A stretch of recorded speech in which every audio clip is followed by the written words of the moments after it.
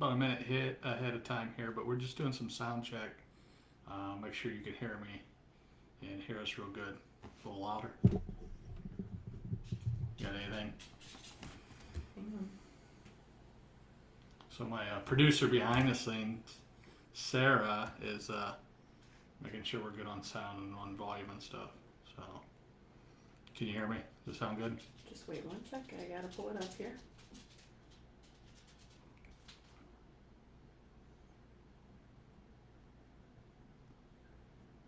Okay. Sound good? Yes. All right. Good quality? All right. Yep. So we'll wait a few more minutes here, or about another minute, 30 seconds or so, and we'll get started on letting everybody join in. So, 7 o'clock, here we go.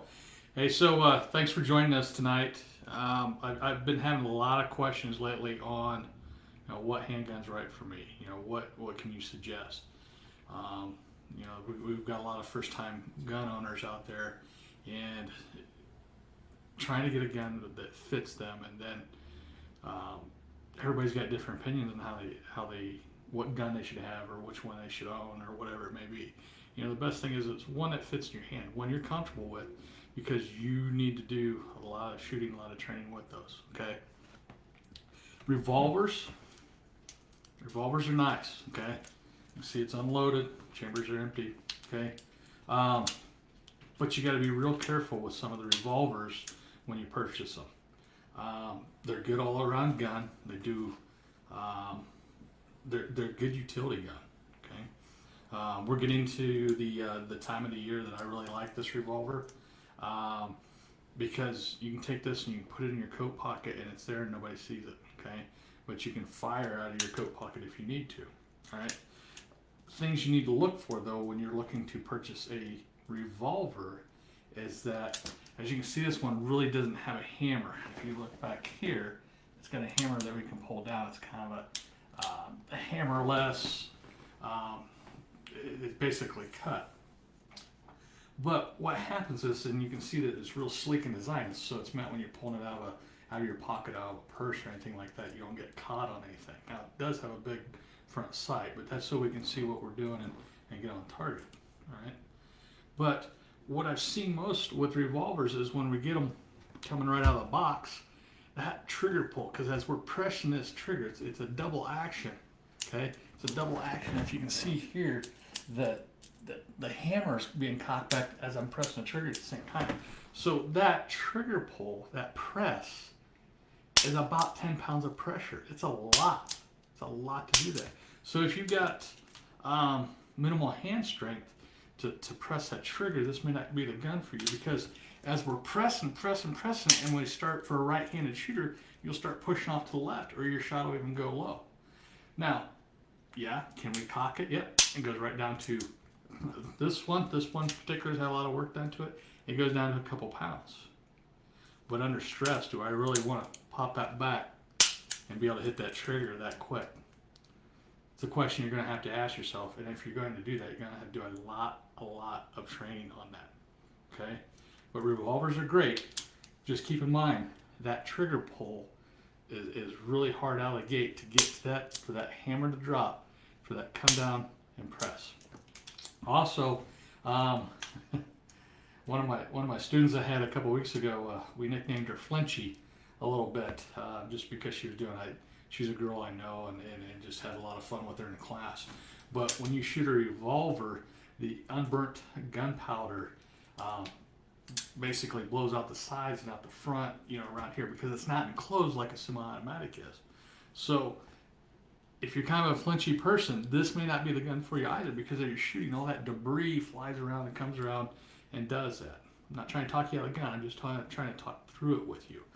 Because when you purchase something like this, or these other ones we're going to show you here in a little bit, it's a lot of money that you're spending.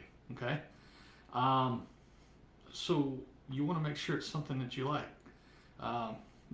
Somebody commented earlier on the event, and he says, "Well, if you don't like that one, buy another one." Well, heck yeah, keep buying them.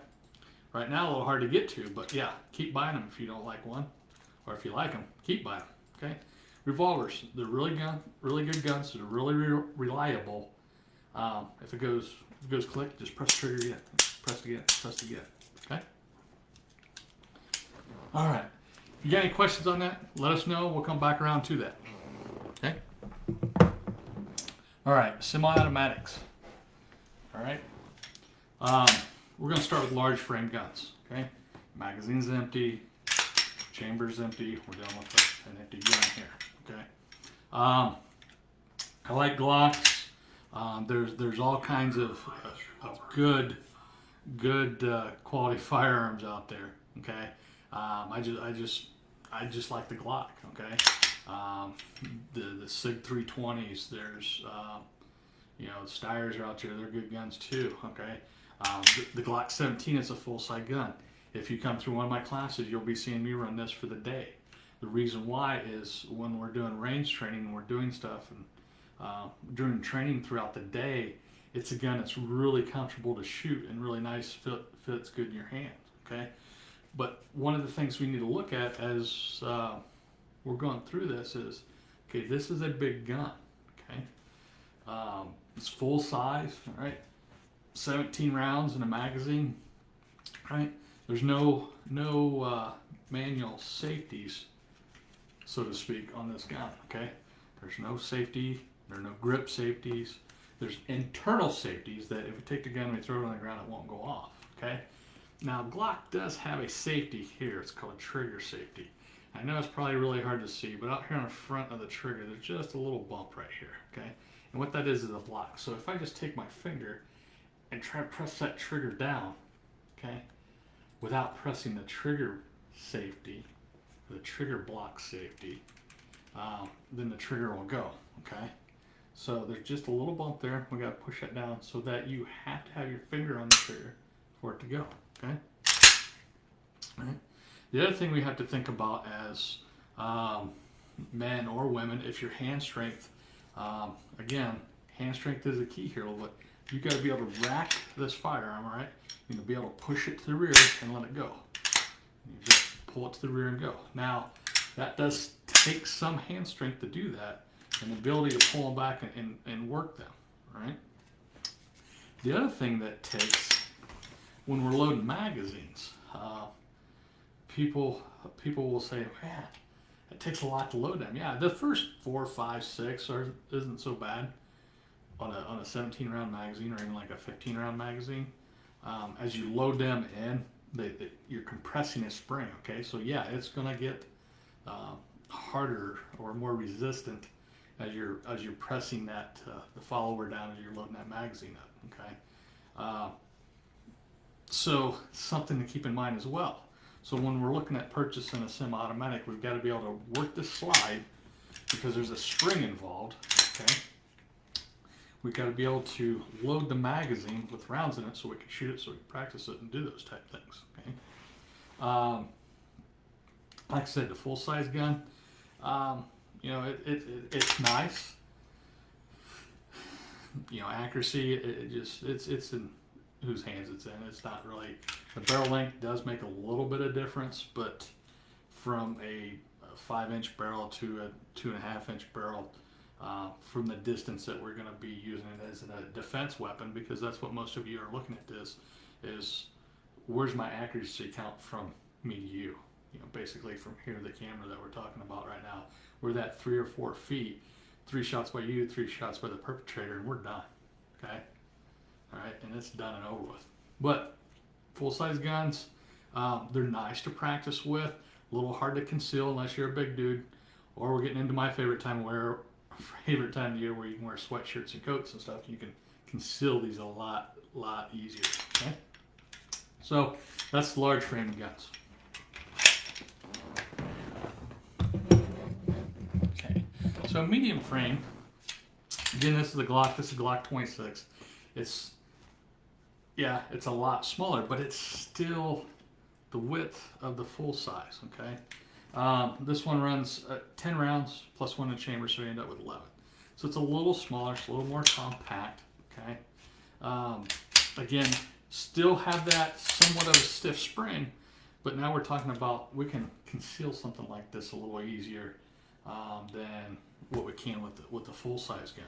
All right, the nice thing about this style, this 26, the 26, the 19s, and those families, those are 9mm family, that I can carry it with a 10-round magazine in it. I carry this as an additional magazine, and that goes in the gun, and now I have 17 rounds. So if I was in a situation where I had 10 rounds and I shoot through those 10 rounds, I've got another 17 I can put in the gun. Now, up until about 10, 11 months ago, people would go, what kind of situation can you be in that you're going to need more than 10 rounds? Unfortunately, the world's getting crazier, okay? We've seen it on social media. We've seen it on our local news. We've seen it everywhere, okay? This isn't just one or two attackers anymore or anything like that. These are groups of people that are trying to do you harm, okay? The other nice thing is that magazines fail because they're man-made. They run on a spring. If I'm in a fight for my life, this one fails, I can go to this one and I get a little more grip on the gun. If that makes sense to you. I can get all my fingers around this. But when I have this, I got just a little bit pinky hanging off here as well. This is nice for concealment, but then once it's out of the bag, then we can go in and put a bigger magazine into it, okay? Glock series, I really like these, okay? Like I said, the interchangeable magazines, they work well, right? And like I said, there's a lot of other good guns out there. These are just some that I'm showing you for tonight, okay? Springfield Armory, like I said, SIG makes some good guns. You know, it's right now is the availability and trying to find them and get them. That's some of the hardest things out there right now, just trying to get your hands on some type of firearm to protect yourself, your family, or your loved ones, okay? All right. So moving down. Doing good? Doing good? No questions. All right. I can't cover everything, folks. You gotta kind of have something. All right. So, now this one's small. I'm not gonna call it a micro because there's even one smaller than this. If you look at this again, empty magazine, empty chamber. All right. If we're looking at the size comparably from the 26 to this is an XD Springfield Armory. Excuse me. They're about the same size from front to rear, okay? They're very close, if you can see that, okay? But where we start breaking down a little bit now is the width of these guys, okay? The width of them, right? The width of them, right? A little more slimming, a little bit easier to conceal, all right? To give you an idea, is the 10 and up are usually a double stack magazine, and these are single stack magazine, if you can see that difference there, okay? Single stack, double stack. So basically it means is when on a single stack as we're putting the rounds in it, they stack on top of each other. With the double stack, they alternate positioning and they're stacked this left, right, up and down as you stack them in, okay? So we give up the amount of rounds that we can carry. We go from 17 to 10 to 8, okay? Again, I mentioned earlier, 3 rounds by you, 3 rounds by the perp, and we're there. Chris asks, what is the weight of the different guns? Is a heavier gun more accurate? So, the weight of the guns, that does take a play into it. If you get a all the polymer type guns, the striker fire guns, they all weigh within a couple pounds of each other, or they're all within like a pound or two. The difference between makes vary just a little bit. But if you take a small light gun and you run it in a 9mm, it's going to have a lot of recoil into it because it doesn't have that weight to absorb some of that recoil. Okay, so you gotta keep that in mind too. Is if you're not liking that recoil so much, watch the really small guns. I mean, this one's getting down there, but then they make ones even smaller than this, and they're lighter than this, and they have a lot of muzzle flip to them. They're good defensive guns, but they're not fun to shoot by any means. And as a new shooter, you want to get it to the point that you enjoy going out and shooting, and you enjoy to do that, because it's like anything else. If you don't enjoy it, you're not going to do it. I mean, who likes doing dishes, right? Unless you're just crazy. But you don't want to do that stuff. All right. So you have to find something that you enjoy shooting, and that you can manage the recoil. Now, in our classes, we talk about different ways that we can manage that recoil and drive on, and it really works. You can see that in the last couple all women's classes we've done. I mean, we've had 22 women over this last month of August that went through an a handgun class, and to watch them run full size 9mm and be able to manage that recoil and give them the ideas on how to run that and how to handle those guns, they really did a good job. So Chris, I hope that answered your question. Like I said, the weight of them does make a little bit of difference. Accuracy wise, not really. The accuracy part is what we'll teach you on how to make sure that we do proper sight alignment, sight picture, and that when we're pressing the trigger, we're not jerking the trigger or too much trigger and things like that. That's where we start to become accurate at. Okay. Is there a universal tool which can help you load the magazine? Yeah, there is. They make universal tools. I don't have one. I wish I had one here on display for you. But what it does, let me get this Glock here a second. It does help you with hamstring. It's like a little sleeve that goes over the magazine. So it helps push that down. You push one in, push it down, slide it in, push it down, slide it in. I can't think of the manufacturers and stuff, but what I'll do is the questions are on there. What I'll do is I'll go back in and find where that's at, and I'll send you a link to whomever asked that question. I'll send you a link to what those are and help you out. Because as you know, I noticed that the older I get a little bit, if I've been on the range for a long time during the day, my hands are sore from loading magazines, especially if we shoot a lot. Okay. Actually, the Glock series comes with one that helps you assist loading it. The other one is kind of like you squeeze it and it pushes it down. You load them, squeeze, push down, load them. They're pretty nice. And those that come that you can buy, I think they're in that neighborhood of $30 to $40, but I'm not 100% sure. But I'll find out and send you that information. Okay. Any other questions? That's all we have so far. Okay, so again, the magazines, the guns, it's think about it as a tool in your toolbox. What job are you asking it to do for you? Okay,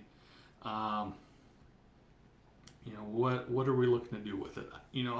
Like I said, I tend to use the 17 in my classes, and I practice a lot with it. But I still shoot the other ones because I got to be able to use them and be comfortable with them and familiar with them enough to run them. Okay, and that's a lot of it too, is just becoming intimate with your firearm, that you know the ins and out of it, and how to operate it and how to run it. Because the smoother you are with it, the easier it is. We think about the first couple times when we're driving cars as kids, when we first get our license. It's kind of a scary thing, and now it's like, no biggie. Because we're so used to gas brake, and going down the road. So you kind of got to get that repetition to make it a habit, so it just comes natural for you. Okay. So what tool am I asking? Or what job am I asking this tool? Because that's all this is. It's a tool, just like anything else. It's meant to help defend myself, my family, or my property. Okay. Aaron wants to know, is there a certain type of concealed carry holster you would recommend for a woman? Good question, because I talk about this a lot in my classes. Women are just made a little different, and it's hard to conceal carry when it comes to ladies, because you're just built differently. Okay. If you put something on your hips, it's like you're carrying a beach ball around on your side, right? Okay, and everybody's like, what's this, right? I like appendix style holsters. Even though I've got this modular food storage unit right here, there's ways that you can get around it and tuck it in the waistband. Now, if I'm going to be sitting for long periods of time, it's not that comfortable. But if I'm out and about and going places and different things like that, it can be very comfortable to wear in that position. Same way with ladies. Yeah, if you can carry it on your person, carry it on your person. They make some really good purses out there now that's got holsters built into them. You know, that's one way to do it. But you know, if you're taking the kids to the park, you don't always have your purse with you, but you want to have that concealability. Depending on the gun you have. This holster here, this it's got a lot of love. I've had this thing a long time, and it's for my revolver. I wear it on an ankle rig. You know, a nice pair of jeans. You can wear it on an ankle and do something like that if you can't conceal it on your body somewhere. The one thing I will stay away from is behind your back, like in the small of your back, carrying it there, because it's not. You can't defend it. You can't defend it from there.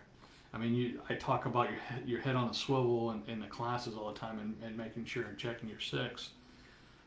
But in a crowd, it doesn't take long for somebody to bop into you, especially you don't know your shirt rode up and there's your now gun hanging out the back and everybody can see it. And if the bad guys can see it, they're going to grab it from you. Okay? So if we can go any further in that, you know, if I didn't quite get that answered for you, Aaron, just let us know and I'll see if I can answer that better for you, okay? Chris asks, if you are a smaller woman, would a Glock 26 be better than a bigger Glock 17? Does the Glock 26 have any safety?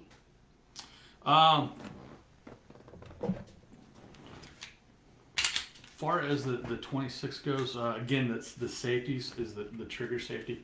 All Glocks are that way. It just has the trigger safety here. You know, this would be great for you know, carrying it on your person or in a purse or a bag. If I can't carry it on my person, I'm usually carrying it in a bag, but I've practiced getting it out of that bag and shooting with that as well. So I know I got to add some time to my draw.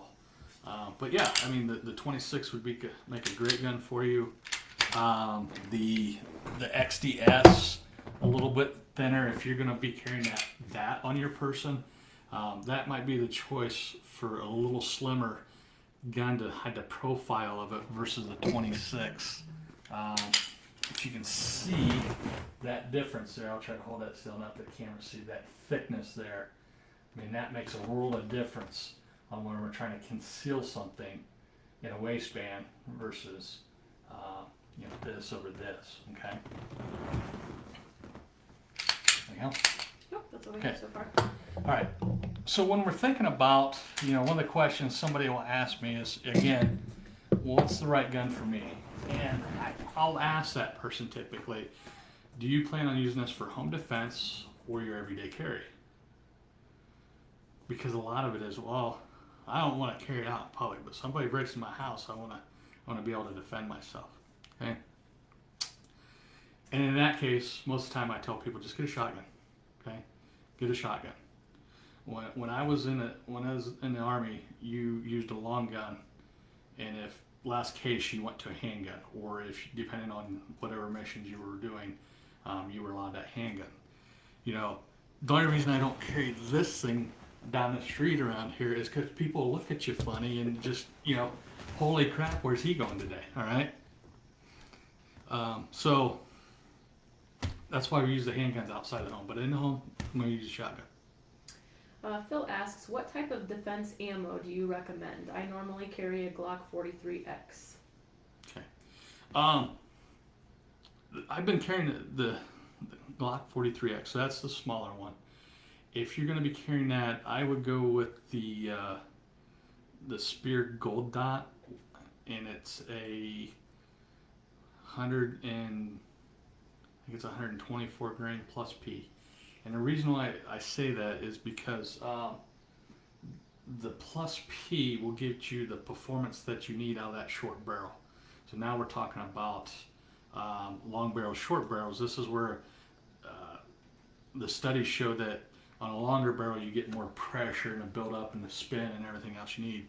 So out of a short barrel gun, we got to put some oomph behind that and put a plus P round with it.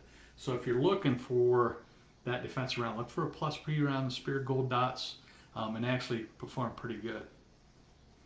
Okay. Anything else? Nope. Okay.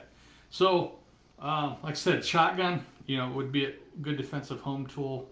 That they're easier to run for the most part. Even if smaller statured person, male, female, and 12 gauge, get a 20 gauge. I mean, they'll still run. Okay. 410. The unfortunate side of when I was a police officer, I've seen what 410s will do to people. Okay. They work. Okay. Especially at close proximity. Okay. Training, regardless of what you purchase, whether it's long guns, these handguns, whatever gun it is, you got to train. And I'm not just saying that to say you got to come to me, but you got to train. Because the more comfortable you with it, the more comfortable you are with that firearm, the more responsible you become with it. Okay.